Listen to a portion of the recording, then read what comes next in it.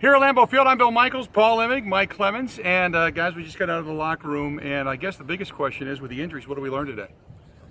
Well, we learned that Davante Adams practiced, might be coming back, but TJ Lang practiced. I think somewhat surprisingly that those guys are out there, but even Adams touched on the fact that a bye is coming up. Do they want to be smart? Does the training staff want to hold these guys out for one more week? And it's at least, I can tell you from Davante Adams' quotes today, it's at least on his mind in terms of whether he might want to take one more week. This team, Mike, can they survive? Can they beat this San Diego Chargers team without a lot of their key pieces right now?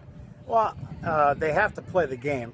They have to get to the best team out there because you saw the troubles that they had with the Rams, even though they beat them by 14.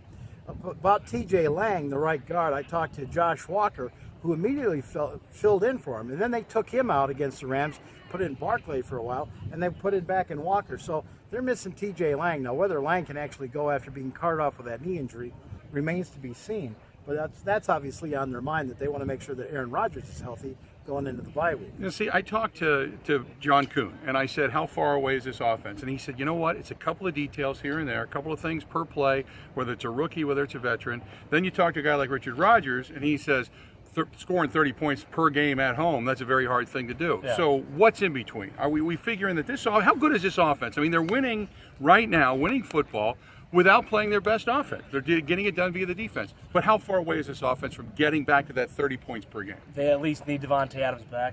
That's step one. Once he's back, you'd think there'd be a lot more hope, because somebody needs to open up the deep ball.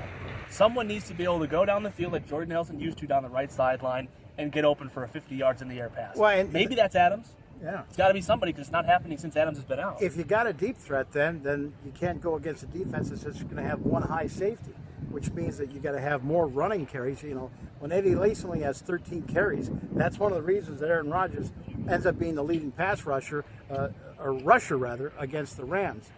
I think the other thing, too, is that opens up the field for Rodgers in the short passing game he wants.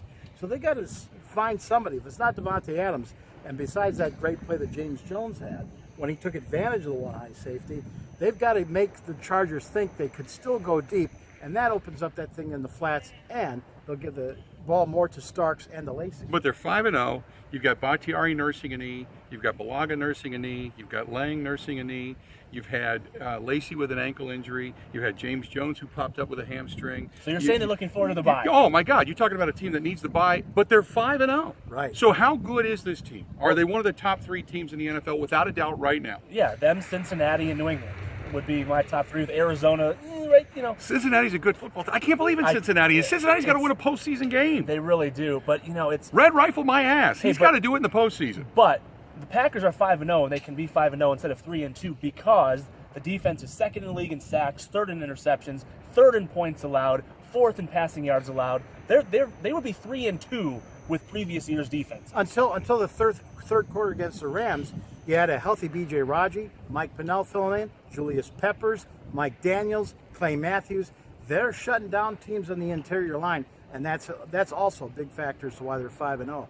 Other than the question, Bill, you brought up today on the show about, okay, well, how do you cover Antonio Gates? Because he's back, and that's going to be a great weapon for Phillip Rivers. Talking today to Quentin Rollins, I said, you had to cover Jimmy Graham. And he said, yeah, but the Seattle offense used Jimmy Graham a whole lot different than Antonio Gates. That's something you got to figure out in a film study this week. You talk about one more thing before we go. Superstitious. I go over to Clinton Dix and I said, man, first game of the season, kind of missed a few tackles. Since then, he's been all over it. Yeah. And he said, I don't want to talk about it. Don't even bring it up. He said, because if I go out there and have a bad game, you're all over me again. I've heard you. I don't want to talk about it. He said, don't jinx me. Superstition lives, breathes, and is live and well inside that Packers locker room. It was 2 weeks ago that the Packers had only had one drop through the first 3 games. And then Randall Cobb got asked about, what's been the key to you guys not dropping passes? He said, I am not talking about it. And then the first play of that next game, Ty Montgomery dropped the first pass. And, of course, superstition. And then the streak ended, too. We talked about the streak leading up to it. Right. And as soon as Vegas puts out a when will Aaron Rodgers throw his first interception at Lambeau Field, boom, he throws 2 of them. So there you go. Superstition alive and well. Thanks for watching.